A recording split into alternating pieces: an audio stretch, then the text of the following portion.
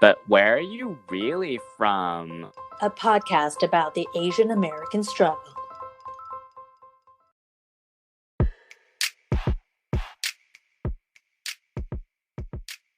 Hi everyone, I'm Angela Lynn. And I'm Jesse Lynn, and welcome back to But Where Are You Really From? Today we're talking about loneliness culture. Basically, how do we see being alone in the US or the more Western contexts versus in Asia? Because I do think even the word choice of like whether you're saying you're alone or you're lonely is kind of like dependent on which cultural context you're using, because you don't have to be lonely just because you're alone. So let's just like open it up at like the broad level. I think for me, when I think about the difference between Western versus Eastern, or at least specific Eastern countries like Japan, in the West, we're all very codependent on each other, kind of, in that like it's more abnormal to at least be out in public by yourself. So I think there's also like a separate difference between recognizing the need to like have you time, because I think that's become very popular in Western culture recently. Is like, I need me time and like self-care, right? Which are things that you do in the privacy of your home largely. So like there's a difference between being by yourself and like recharging in like a private setting versus like being by yourself out in the world where other people can see you. So for me, I feel like in the West, if you're by yourself outside in public, it's largely seen as like kind of sad. Like, oh, why is that person like by themselves? Like, I always think of remember that movie Forgetting Sarah Marshall? And they're like Jason, fuck, what is his name? What's the actor's name? Marshall from How I Met Your Mother. The main guy in the movie. I forgot. He's like, oh my god. Yeah, anyways, the main guy in the movie is like in a restaurant in the hotel, right? Yes. And he's like, hey, table for one, and Jonah Hill's character Just like screaming completely it. Yeah, like rips him a new one and is screaming to the back of house being like, just gosh. one, he's by himself, so sad. Like I feel like that's like the inner feelings that a lot of people have, whether that's what people actually think when they see a person by themselves, or if it's just like the person by themselves thinking that that's what everyone's thinking about them, if that makes sense. Hey everyone, we love doing this podcast, and if you enjoy our episodes, we would really appreciate if you could support us in any number of ways. First is by subscribing to us, rating us, and reviewing us on Apple Podcasts and iTunes. Second is by telling a friend. Third is following us on Instagram at whereareyoufrompod. Fourth is by buying our merch on our website. And fifth is supporting us on Buy Me a Coffee. You can find out more about all of these by visiting our Instagram's link in bio. And again, our handle is at whereareyoufrompod. Thank you. I think it's a little bit of both, right? Yeah. And it also depends kind of where you are. Like, I feel like when you're maybe like in the morning going to get coffee, I feel like most people are like, I don't want to be with anybody. Like, I want to be by myself. But like if you're having lunch like at a cafe by yourself, I feel like a lot of people will be like, what's up with that? And I do think it's changed. It's definitely become, at least from my perspective, more acceptable for people to be eating lunch by themselves, because let's face it, like when you live in a giant city full of like a bajillion people, like you're not always going to be able to hang out with someone because there's like so many other choices for other people to hang out with.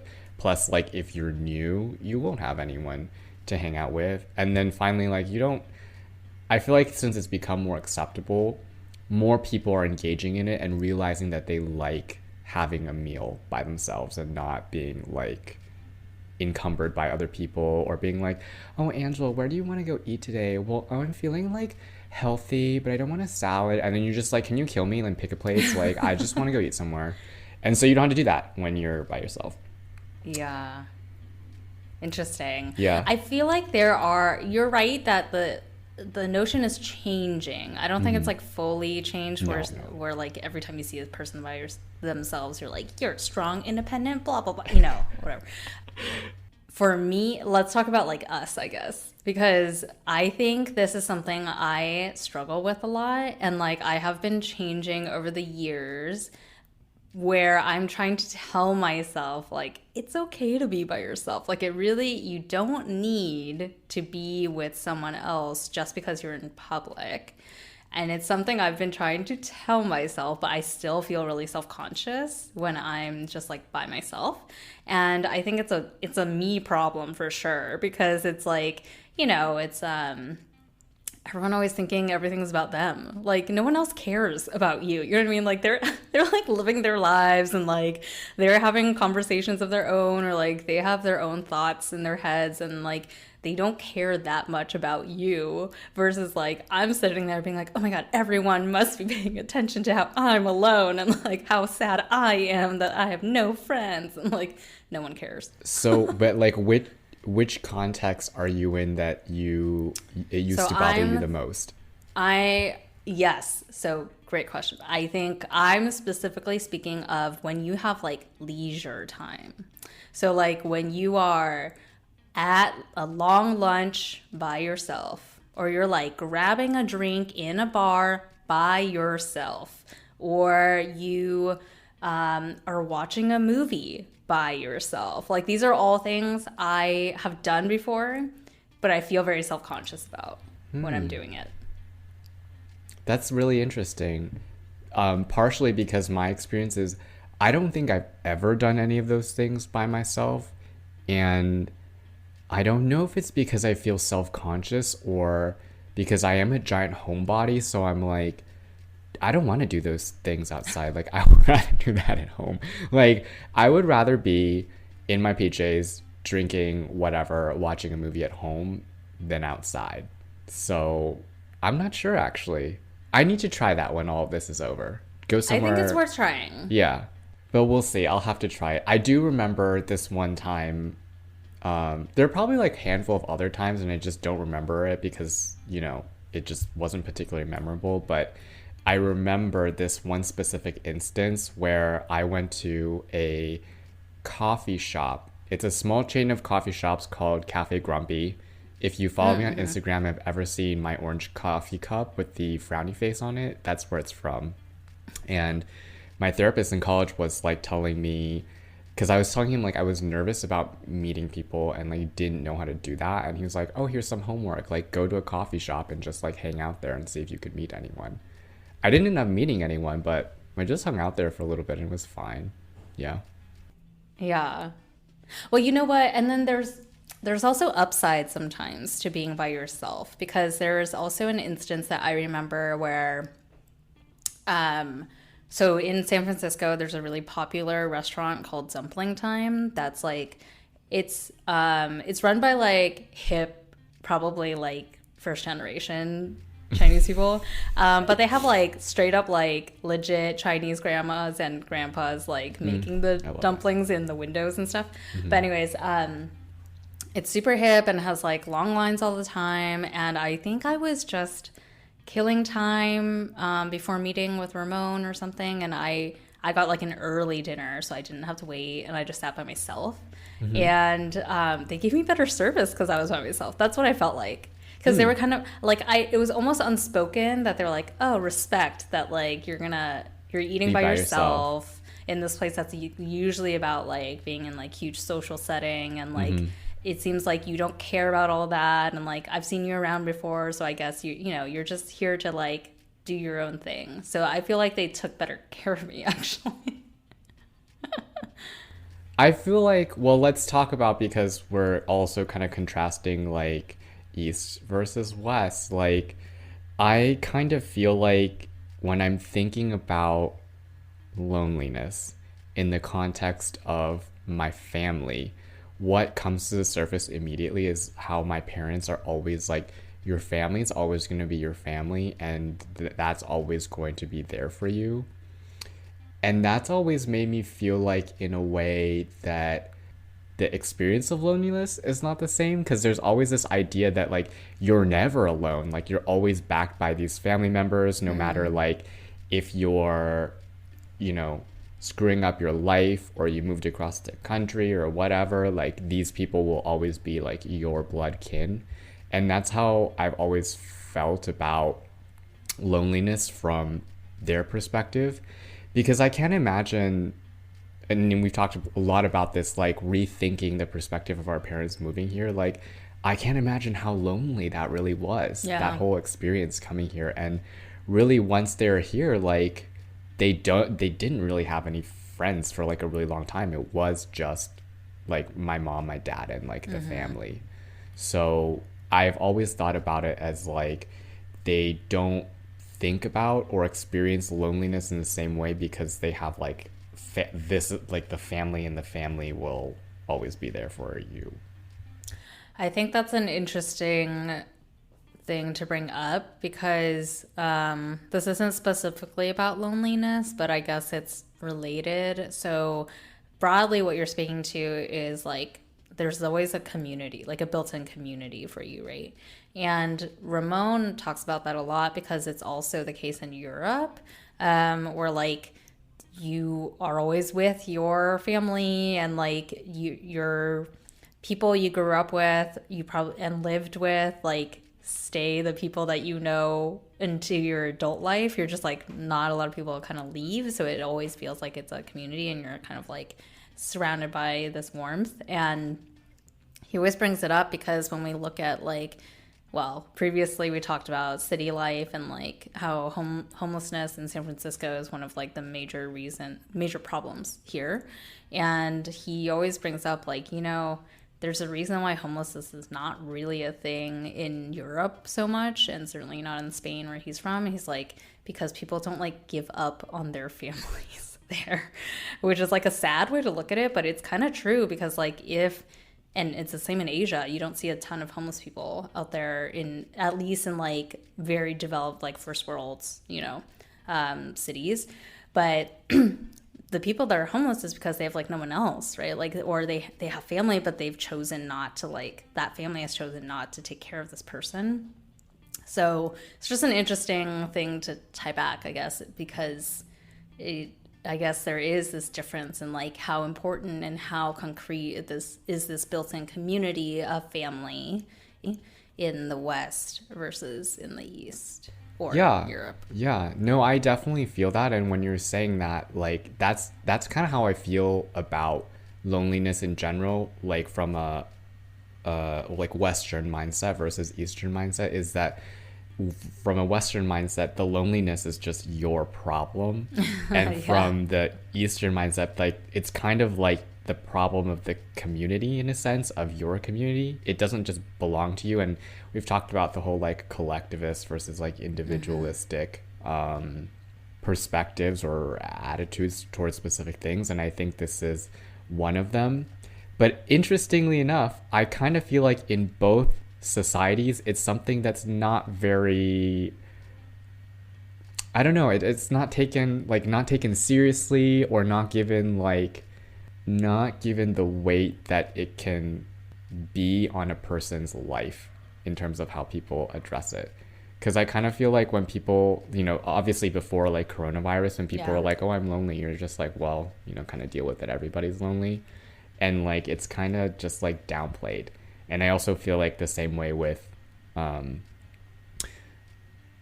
culture as well, especially like it's just not something that my parents ever really talked about. So they're both. Well, I think those are two separate things. So yes, for those listening, we're talking about pre-COVID, because I think everyone has acknowledged that loneliness is a next level problem now that everyone is alone. But I think the parents thing is different. Like, parents wouldn't acknowledge it because in Asian culture, you don't talk about your feelings and you don't talk about when you're hurt. So, like, why would you talk about being lonely? That's just, you just suck it up and, like, don't talk about it. So I think that's separate. But I agree, it is downplayed in terms of, like, the toll it can have on mental health and stuff in both societies. The interesting thing, though, is, so we brought up we're doing compare contrast, right? I think in Asia, it is seen differently, though, in that, like, in the US at least, we were talking about, you know, varying degrees of like pity, I guess, that you may feel for someone who's like by themselves instead of with friends, which is the most common way you see people out in public.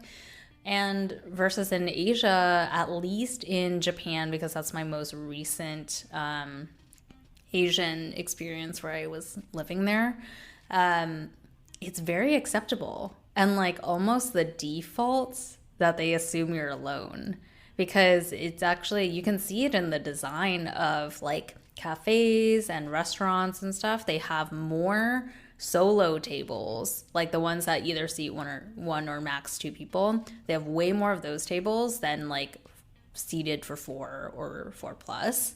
And like there's that ramen shop that I love, Ichiban, Ichiran.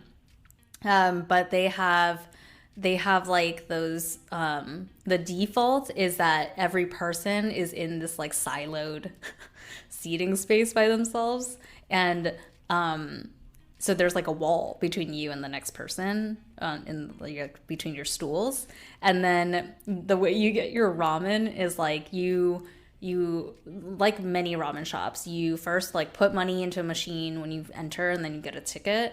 But then the way you actually get your ramen is like you're sitting at your stool, and then this like they know that someone sat down, so then in front of you is this like window and it's closed, but then once you sit down it like opens halfway and you see like hands and then they're like talking to you in Japanese, essentially being like, give me your ticket.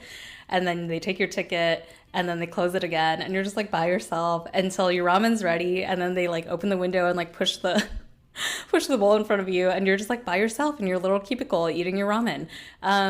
And unless you want, then if you're with friends, you can like lift the wall between the two stools to like be with each other. But the default is being by yourself because they expect people to be by themselves. And that was like a totally different way to look at like public space, I guess, and like how acceptable it is to be by yourself. That like kind of shook me when I first got there.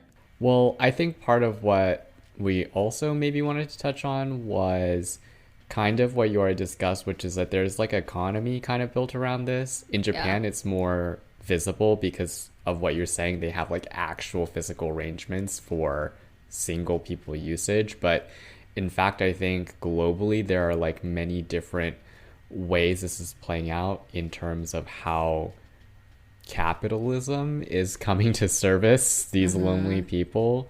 So you could talk about, I think, more about Japan, but I've definitely seen like a rise of a bunch of different services that are like kind of like Rentafriend services. It's almost like getting your own therapist, but you just have like, you rent the person for an hour and they like go shopping with you or they hang out with you.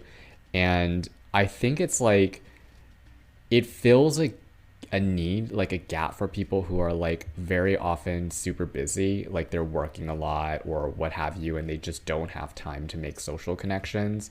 And so people engage these services to try to like fill that hole, which I find like, I just find it's really interesting. Like it's very practical, but I don't know how I feel about that necessarily. Like I don't know if that's good for that person or bad, or like how that's I agree. It's a double-edged sword because it does fulfill a need that they have to not be lonely, right? And to I don't know, not feel awkward in situations like so I'll get into the more like common things I saw in Japan later, but what you said about like renting a friend, right? Like you can literally rent a person to do anything with you, like go to a wedding as your date, and like, yeah. And actually I remember watching, there was this really good Vice show with Ellen Page and her gay best friend a long time ago, Gaycation. It was like several years back. Is that old already? Yes. It is. Oh my God. Oh, appalling. I know. But I remember their Japan episode, they met up with a young gay man there, and he was coming out to his family, and he rented a friend to join him for the coming out conversation. It was super weird because the guy was like, I mean, he was very supportive and smiling the whole time, but he's just like, I don't know you, and I'm just here to like give you moral support while you're having this like momentous situation with your family.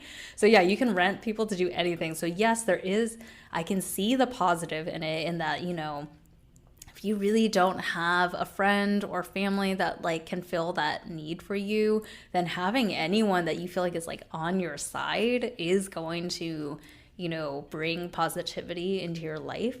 But at the same time, I think I agree with you that like, I don't know that that's the best thing for that person in the long run, because I think one of the things I think is challenging with the fact that there is this whole economy around feeding into loneliness culture is that then you are training these people to never have to learn, you know, socialization habits and how to interact with people in a non-monetary, like just normal way of like making friends or like picking up a girl or a guy at the bar, you know, like normal things that should happen without taking out your wallet. It's just, yeah, I don't know how I feel about it in the long run.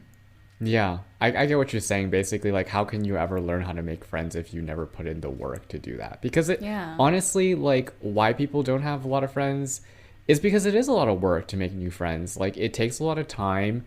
You have to manifest, like, a lot of energy. Like, I know for me, like, last year, it was, like, a huge push for me to be like, I want to make more gay friends and I want to meet more, like, meet new people.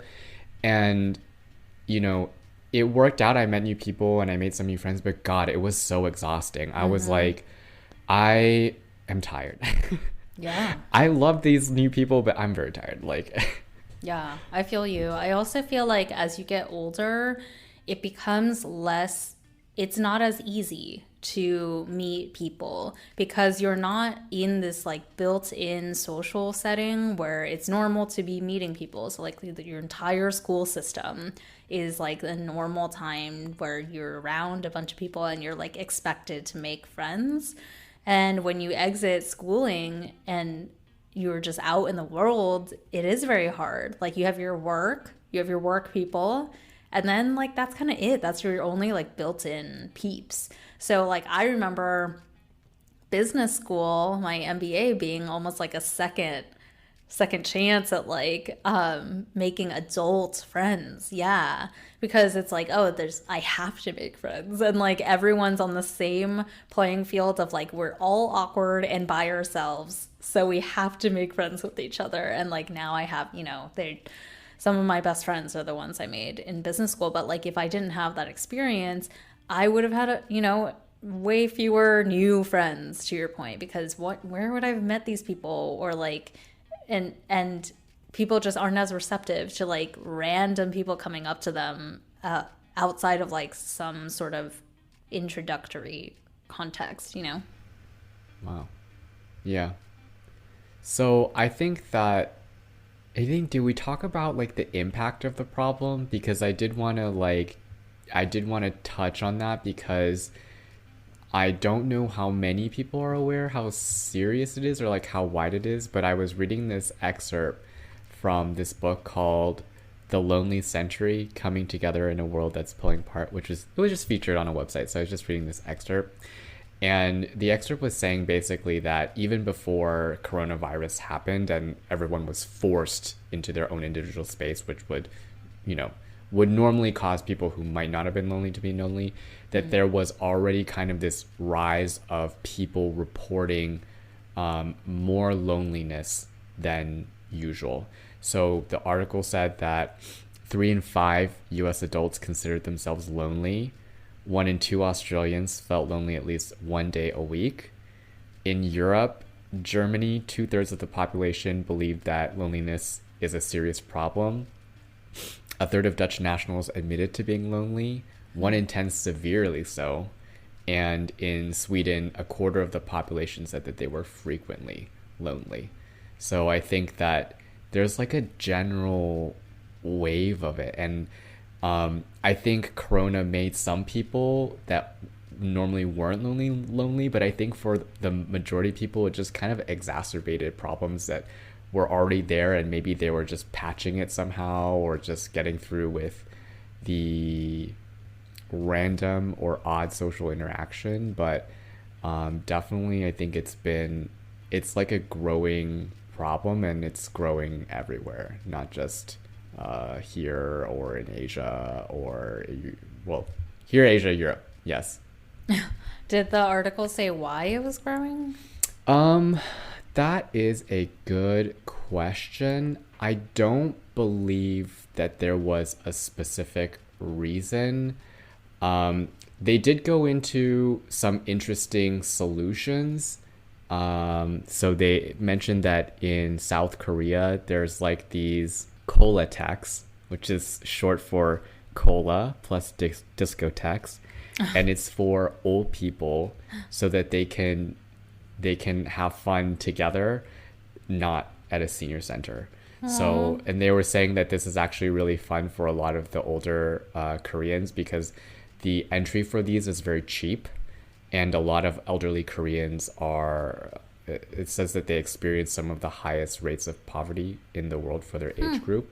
So it's like a way for them to connect that's not like senior center or just like sitting around at the park or something like that. It's like some kind of interesting activity.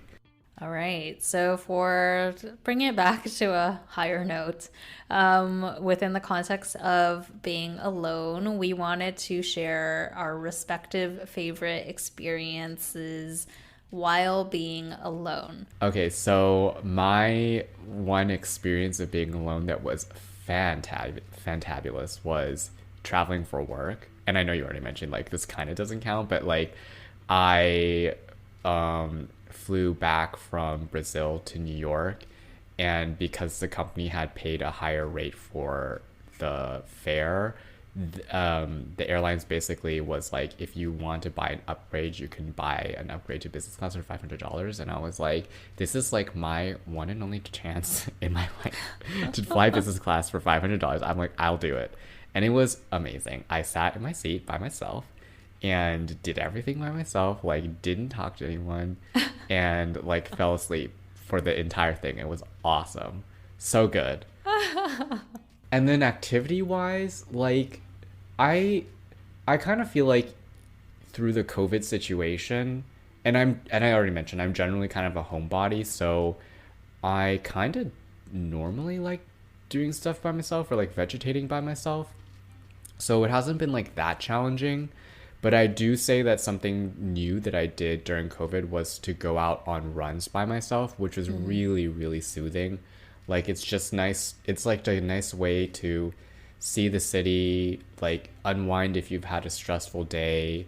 The added benefit of having a workout built in. But mostly it was just like time for me to be with my thoughts half the time. And then the other 50% of the time was just to not think about anything at all, which was lovely. What about you? I don't know that I have like a specific distinct memory, like that kind of experience, but I guess I'll speak to pre-COVID and during COVID. Pre-COVID, and I'll caveat that I was still self-conscious leading up to, but one of my goals, which I've been very bad about carrying through, is one of my goals when I moved back to California was to learn how to skateboard. Oh. And girl, it's dangerous to do that in SF. It is dangerous to do it in SF unless you find the right spot. And so I haven't skateboarded in over a year, so it's just sitting in the closet, and Ramon's like, when are you going to throw this away? But when I still lived in my old apartment and we were like a 15-minute walk from Golden Gate Park, I really liked on Sundays, they closed down a full mile stretch of the park to cars. So there's no cars. It's all pedestrian. So like you can run, skateboard, bike in the street instead of having to be on the sidewalk. So I would take my board to Golden Gate Park and skate just that stretch. And like I was very bad, but I didn't fall ever. But it was very freeing because I would like put in music, I'd put in earbuds and then I'd just skate. And there's good stretches where it's like semi downhill. So I'd just be like gliding for, a good 30 seconds with just like groove into my music. And I'm like, this is so freeing. But at the same time, I'm like self-conscious because I'm like, oh my God, I'm so bad. I'm going to fall at any moment. And people are like staring at me because they kind of were though sometimes because my board was really loud and it was like, it wasn't smooth street. It was like gravelly, so it's like loud while I'm going through it. So I'm like, if people are gonna look, I better not fall. So I was self-conscious, but at the same time when I had those like moments of zen, it was like very nice and freeing. During COVID, I am really blessed, #blessed, that we were able to switch apartments during this time to a place that has a balcony so I can get sun. And so one of my favorite things is literally just sitting out there and like soaking in vitamin D. So like I'm not like great about it. I'm still on my phone or whatever, but I'm just like, I'm there to get exposure to the outside world and to get my like vitamin D in, and it feels so good. It feels like surprisingly re-energizing just to have like rays of sunshine on your skin for a couple of minutes. Well, this was a very interesting episode. Yeah. Listeners, if you have anything you want to contribute, if you want to tell us you're lonely, you can definitely reach out to us. We will DM you back for sure. So if you have any questions, comments, feelings you want to share with us, feel free to DM us on Instagram. And reminder that we're still looking for listener stories submissions. So write us in about whatever experience with this topic you have, or whatever you want at telluswhereyou'refrom@gmail.com. And come back next week for a fresh new episode. Until then, 再见, bitches.